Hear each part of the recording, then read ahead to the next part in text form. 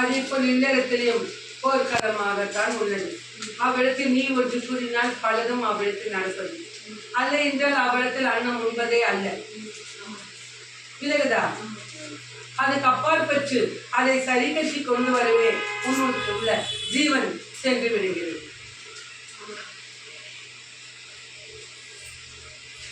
இக்கனி பொட்டிட்டு வை. விலகுதா? வைத்து விட்டு என் மகனை நான் அழித்தேன் என்று கூறு.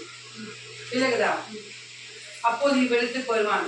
அவன் மீது இருப்பதை ஒன்று அகற்ற வேண்டும். அதை அகற்றி விட்டு அப்பாற்பட்டு என் மகனிடத்தில் சொல்லி நீ கூறினால் அவர் உனக்கு பலமாக கூறுவார்.